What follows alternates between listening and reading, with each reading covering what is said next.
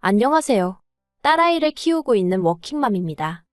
어디다 하소연할 곳도 마땅치 않고 그래서 여기에 오게 되었어요. 남편과는 서울에서 버스로 10분만 벗어나면 바로 나오는 경기권에서 거주하고 있어요. 할 수만 있다면야 저희도 서울에서 시작하고 싶었지만 당시 저희가 가진 돈이 많지가 않았거든요. 그래서 친정부모님의 도움을 받아 그나마 지금 사는 아파트에 들어올 수 있었습니다. 그리고 동네 자체는 마음에 쏙 들어요. 근처에 산도 있고 학군도 잘 되어 있는 데다가 당장 상권이 잘 조성되어 있다 보니 사는데 불편한 게 없거든요. 하지만 제가 육아휴직에서 복귀하고 얼마 되지 않아서 이직을 했는데 그러면서 출퇴근길이 멀어진 게 어떻게 보면 유일한 단점이라면 단점이네요. 전에는 남편과 마찬가지로 자가용으로 20분 정도면 출근을 할 수 있었거든요. 그런데 지금은 버스도 타야 하고 지하철도 타야 해서 운이 좋으면 1시간, 아니면 보통 1시간 20분씩은 걸립니다. 왕복으론 거의 3시간 가까이 걸리는 셈이지요. 그렇다 보니 집에 오면 말 그대로 파김치가 되어 있기 일쑤였어요. 사실 애만 아니었다면 이직할 일도 없었을 거예요.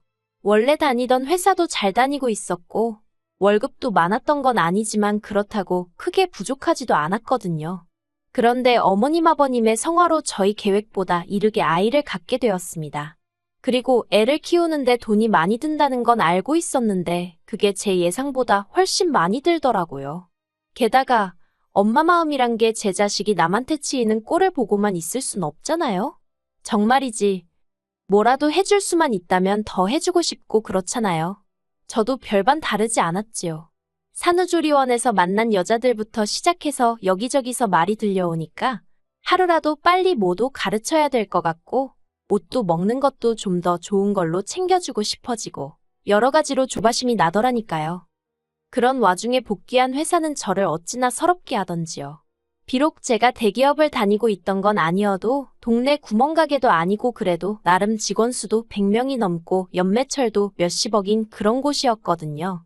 그런데 애엄마에 대한 인식은 아주 저질도 그런 저질이 없었습니다. 회사에 복귀하고 얼마 되지 않았을 때였어요. 사장실로 호출을 하길래 갔더니 퇴직금 얼마 챙겨줄 테니까 알아서 제 발로 나가라는 거예요. 자기는 애 문제로 자리 이탈하고 회사 일에 집중 못하는 그런 직원은 필요 없다면서요. 하지만 저는 그 말이 어처구니도 없고 가당치 않다 싶어서 따르지 못한다 알렸습니다. 마음 한켠으론 묵묵히 버티면서 제 할 일만 잘해내면 사장도 자기가 잘못 생각했다는 걸 깨닫고 저에게 미안해할 거라고 생각하면서 말이에요. 하지만 제가 너무 순진했던 거지요. 어떻게든 열심히 해보려는 저에게 예전과 다른 업무를 배정해준다던가 혼자 지하에 있는 사무실에서 일을 하게 한다거나 정말이지 정신적으로 너무 힘들게 하더라니까요. 그러다 그런 상황 속에서 다른 회사로부터 스카웃 제의를 받게 되었는데 바로 제가 지금 다니고 있는 회사입니다. 회사가 먼 게 마음에 걸리긴 했지만 이직을 안 한다고 해서 얼마나 버틸 수 있을지도 확신할 수 없었고 어쨌든 제가 먼저 지원한 게 아니라 오퍼라 그런지 연봉 조건도 좋았어요. 그러니 저로선 거절할 처지가 못 되었지요. 하지만 이 소식을 들은 어머님께서 애엄마가 돼가지고 밖으로 도내만의 말씀이 많으시대요. 제 딴에는 열심히 살려고 그러는 건데 어머님이 그런 식으로 말씀하시니 속이 어찌나 상하던지요. 그리고 말이 나와서 말이지만 까놓고 말해서 결혼할 때를 생각하면 지금도 사기 결혼을 당한 게 아닌가 싶을 정도로 억울할 때가 많았거든요. 일단 결혼 전까지만 하더라도 어머님 성격이 저런 줄은 꿈에도 생각을 못했고요. 여러 가지 이해 못할 행동도 많이 하셨어요. 처음 제가 시댁에 인사를 드리러 갔을 때 전 어머님의 얼굴을 보고 깜짝 놀랐습니다. 사람이 어떻게 살아왔는지 얼굴을 보면 다 드러난다고 하잖아요. 저희 어머님은 뭐라고 해야 할지 미운 주름이 많으셨어요. 인상 쓸 때 생기는 미간 주름이라던가 처진 입꼬리 주름이라던가 그런 거요. 게다가 말씀도 어찌나 괄괄하게 하시는지 보통은 아니겠구나 싶었지요. 하지만 어쩐 일인지 어머님은 결혼식도 혼수도 전부 다 저희들더러 알아서 하라시며 전혀 간섭도 안 하셨고 연락을 자주 해라 마라 그런 것도 없으시대요. 그래서 전 속으로 사람이 생긴 것만 보고는 모른다더니 정말 그렇구나 하고 생각했답니다.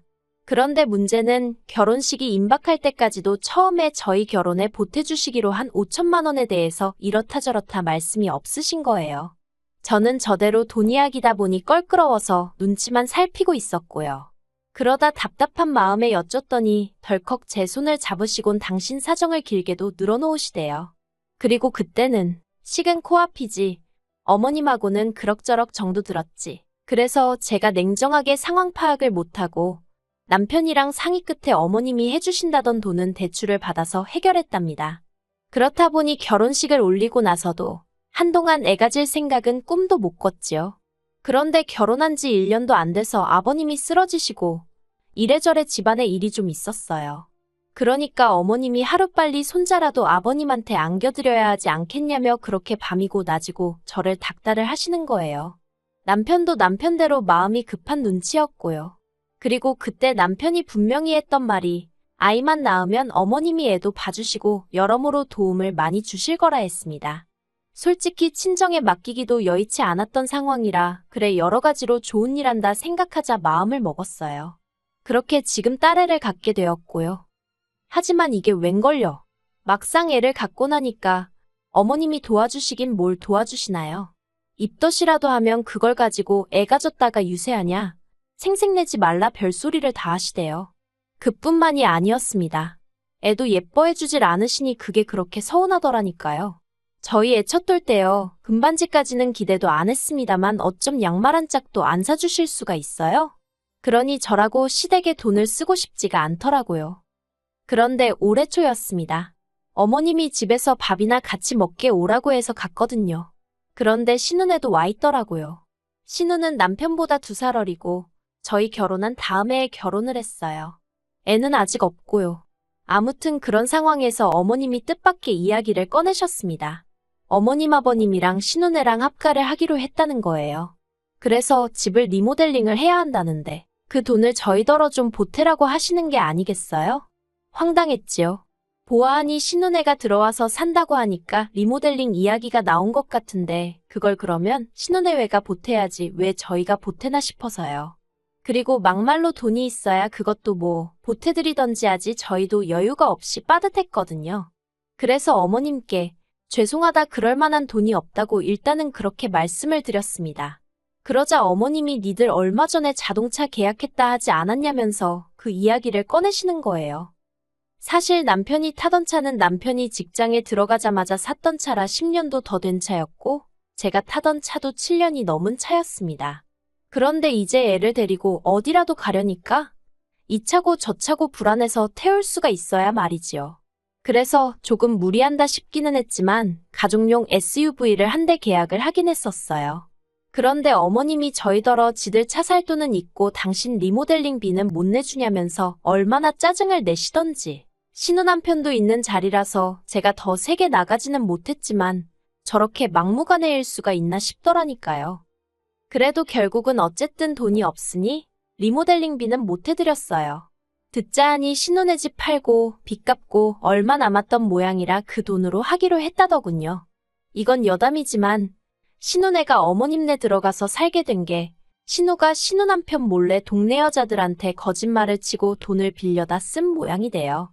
남의 돈으로 주식도 하고 여행도 다니고 솔직히 신혼 남편이 정말 몰랐을까 싶기도 한데 아무튼 꼬리가 길면 밟힌다고 그러고 다니는 걸 신우한테 돈을 빌려준 몇몇 여자들이 수상쩍게 생각하곤 경찰에 신고를 했나 봅니다.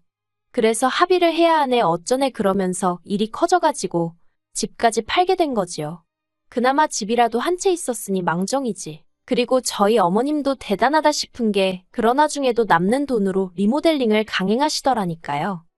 그런데 리모델링을 시작할 무렵 어머님이 저희랑 상의도 없이 저희 집에 아버님이랑 오셨더라고요.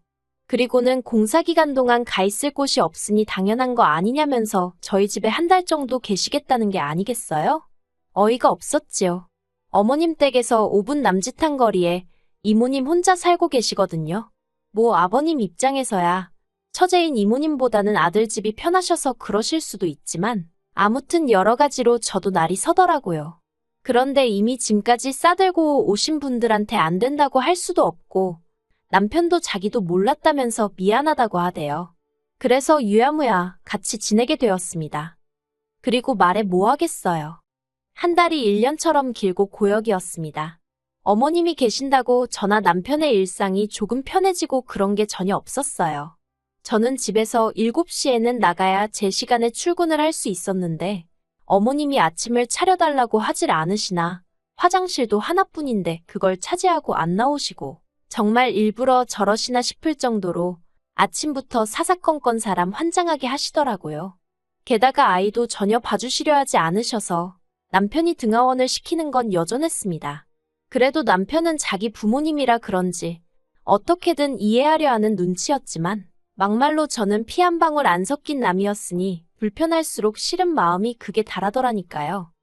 그래도 시간이 흘러서 어머님 아버님은 리모델링을 마친 집으로 들어가셨습니다. 이제 다 끝났다. 숨 좀 쉬겠구나. 그게 제 머릿속에 처음 든 생각이었어요. 그런데 끝이 아니더라고요. 지난주 초였어요. 어머님 아버님이 연락도 없이 저희 집에 또 오셨더라고요. 일단 집 안으로 모셨더니 어머님이 찬물 한 잔을 그대로 들이키시고는 다음 주쯤에 저희 집으로 이사를 오시겠다는 겁니다. 일단 작은 방이 비었지 않냐면서 거기서 당분간 생활을 하셔야겠다나요? 이게 무슨 상황인가 싶어서 갑자기 그게 무슨 말씀이시냐고 물었습니다. 그러자 어머님이 하시는 말씀이 신혼남편 쪽에서 난리가 났다는 거예요. 알고 보니 신혼애가 살던 아파트는 신혼남편이 해온 것이었는데 그걸 홀랑 팔아먹어가지고 그쪽 사돈들이 화가 단단히 났다나요? 게다가 대릴사위까지 하게 생겼다면서 이혼을 시킨 애만의 집안이 다 뒤집어졌던 거지요. 그러니 어쩌겠냐면서 당신 딸 이혼녀 안 만들려면 일단 당신 아파트를 신혼애한테 줘야 될 것 같다고. 그래서 당분간 저희랑 사셔야겠답니다. 제가 그것 말도 안 된다고 했어요. 신우가 사고를 쳐서 이 사단이 난 건데 왜 제가 피해를 봐야 하냐고요. 그러자 어머님께선 저더러 시부모랑 사는 게 피해를 보는 거냐면서 제 말꼬리를 잡고 늘어지셨습니다.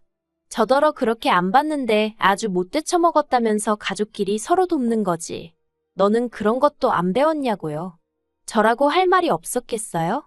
어머님은 저희 뭐 도와주셨냐고 물었습니다. 하다못해 저희 집에 계시는 동안 저희의 등하원 한 번 안 해주시고 애 옷 한 번 갈아입혀 주신 적 없지 않냐고요. 그렇다고 뭐 살림을 도와주셨어요. 반찬 하나를 해주셨어요. 계시는 동안 상전 노릇만 제대로 하고 가셨잖아요. 그런데 어떤 며느리가 좋다고 합가를 한다 들겠냐고 아주 생각나는 대로 막 따지고 들었네요.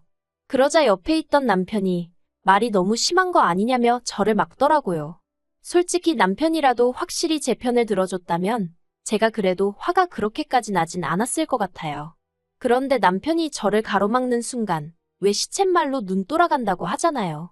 제가 딱 그랬습니다. 남편더러 그러면 당신 혼자서 모시고 살든 말든 알아서 하라고요. 사위나 그쪽 사돈은 무섭고 나는 뭐 밟으면 찍소리도 못하고 납작 엎드릴 줄 알았냐고 내가 호구냐고 소리를 질렀지요. 그리고는 남편더러 당장 이 집 부동산에 내놓을 거라 했습니다. 아파트 계약 당시 대출을 제 이름으로 받으면서 명의도 제 이름으로 했는데 어휴 지금도 그때를 생각하면 천만 다행이다 싶어요. 아무튼 이후로도 남편은 계속해서 저더러 말을 가려서 하라면서 어쩌고저쩌고 아주 난리도 아니대요. 결국 듣다 못한 제가 먼저 이혼하자는 초강수를 뒀습니다. 그러자 남편이 콧방귀를 뀌더라고요. 그리고는 한다는 소리가 그럼 저더러 애는 못 보고 살 줄 알라는 거예요. 시부모 모시기 싫어서 이혼하겠다 나서는 주제에 설마 애 욕심을 낼 건 아니지 그러면서 저더러 며느리로서 자격도 없고 엄마로서도 자격도 없다나요? 그래서 그러라 했습니다. 솔직히 정말로 애를 안 보고 살 자신은 없었지만 평소에 제가 딸이라면 사족을 못 쓰는 걸 아는 남편이었으니 딸을 빌미로 저를 겁주려는 거였거든요. 그리고 제가 보인 뜻밖의 반응에 아니나 다를까 남편이 꽤나 당황한 눈치였습니다. 저는 남편에게 양육권이고 친권이고 당신이 다 가지고 어머님 아버님 잘 모시고 자식 노릇하며 살라 했어요. 나는 대신 이 집만 있으면 된다고요. 그러자 어머님도 이게 아닌데 싶으셨는지 한 발 물러나시면서 딸이고 아들이고 다 이혼하게 생겼다며 나오지도 않는 눈물을 쥐어짜시더라니까요. 저는 남편에게 어머님과 나 둘 중 하나를 선택해라 그런 소리는 안 하겠다 했습니다. 대신 어머님을 바라보고는 어머님께 신혼애한테 생긴 문제는 그쪽에서 알아서 해결하게 하시고 어머님은 어머님 집이나 잘 지키시라 했어요. 그렇게 하셔야 어머님 아들도 잘 살 수 있는 거라면서 아들 며느리가 호구가 아니라는 것 좀 알아달라 했지요. 그러자 남편도 제 말에 수긍을 하며 어머님께 별 수 없지 않느냐고 걔들 문제는 걔들더러 알아서 하라고 해. 그러대요. 그렇게 일단은 저희 집에 평화가 찾아오긴 했어요. 솔직히 얼마나 갈지는 두고 봐야 알겠지만요. 남편도 자기가 장남이다 보니 어머님 아버님을 챙겨야겠다는 생각이 들어서 순간 자기가 저에게 말을 심하게 했다며 미안하다 사과해왔습니다. 하지만 말이라는 게 한번 엎어지면 주워 담을 수 없다고 제가 받은 충격과 상처가 한 번에 괜찮아지진 않더라고요. 그래서 지금 남편이 무척 꼴보기 싫은 상황이긴 하네요. 그래도 뭐, 애 아빠고 그동안 저에게 잘해왔으니 한 번 더 기회를 줄 생각입니다. 어머님은 이후로 저에게 연락은 따로 안 해오고 계세요. 그리고 신혼에는 별거를 시작했다대요. 신우 남편은 자기 본가로 갔고 신우는 신우대로 어머님 아버님하고 지내고 있어요. 그래서 신우가 저나 저희 남편을 원망하는 눈치긴 한데 그거야 뭐 솔직히 그러던지 말던지 관심은 없습니다. 저는 제 가정이 소중하지 신우 가정까지 챙겨줄 여력도 없고 능력도 안 되거든요. 어떻게 끝내야 할지 모르겠습니다만 제가 하고 싶은 말은 가끔은 생각보다 더 세게 나가야 원하는 바를 얻을 수 있는 것 같다는 거예요. 앞으로도 어머님의 억지에 휘둘리지 않고 제 가정을 지키며 살아가 보겠습니다.